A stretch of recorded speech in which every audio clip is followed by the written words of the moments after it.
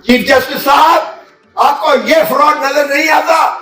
अवाम के मैंडेट पे डाका डाला गया है, रियासत पर डाका डाला गया है, ये आपको नजर नहीं आता? जो मुक्के दिखाता था कि देखिए मेरी ताकत, खशो खसाक की तरह बह गया, और जब तक जिंदा रहा वो वापस पाकिस्तान नहीं आ सका था, उसे लाश उसकी आई थी और सुप्रीम कोर्ट ने सजाए मौत उसकी बहाल करके कंफर्म की। अगरचे अल्लाह का निजाम है और अल्लाह का निजाम, उसमें देर जरूर हो सकती है, अंधेर नहीं है। कुफ्र की रियासत चल सकती है, जुल्म की रियासत नहीं चलती है, नाइंसाफी की रियासत नहीं चलती है।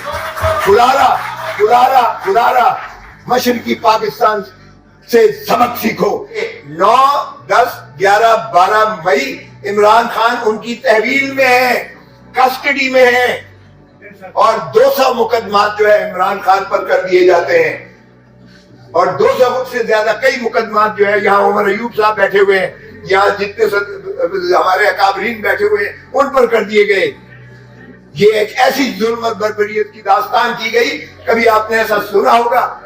एक शख्स शर कत्ल होता है कोयटा में, खान के फरिश्तों को नहीं पता, और खान को इयानत में जो है कर दिया जाता है, मुल्जिम बना दिया जाता है। और PS to PM जो आज इंफॉर्मेशन मिनिस्टर बनने जा रहे हैं, फ्रॉड के उस बुनियाद पर 9 फरवरी के फॉर्म 47 की वजह से जिसको वजीर आजम बनाया गया और जो वजारतें हल्फ लेने जा रहे हैं, वो आपके मैंडेट पर डाका मार के किया गया है।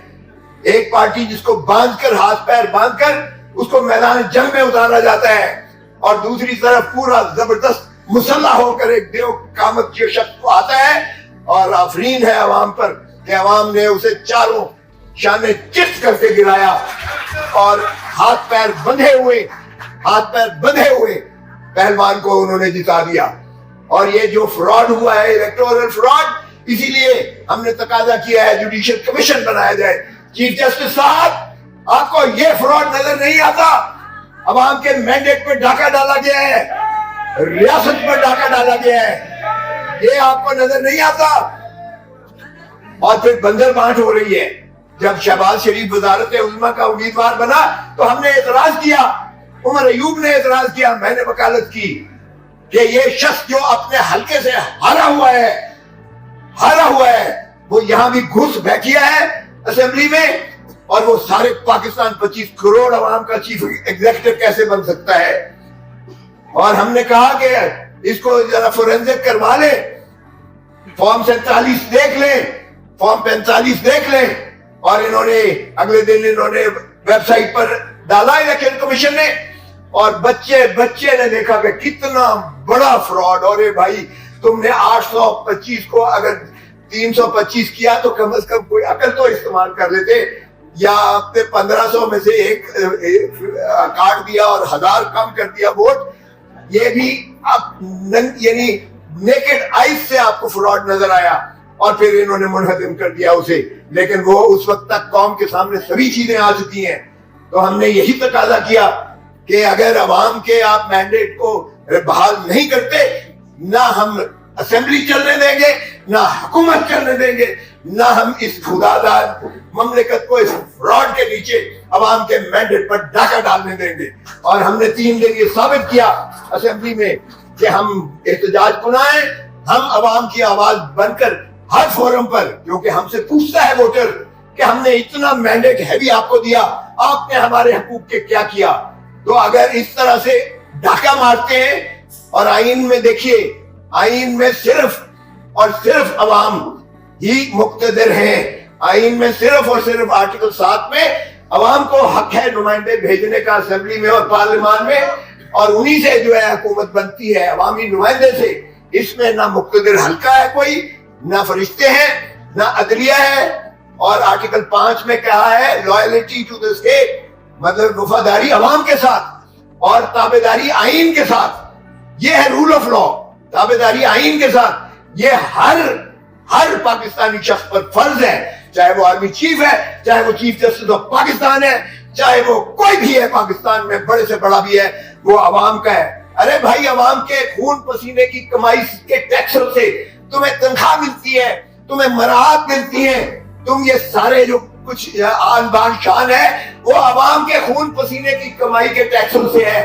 تو پھر تم جو تمہیں تنخواہ دیتا ہے تم اس کے اوپر ملکیت کا حق کیسے جتاتے ہو؟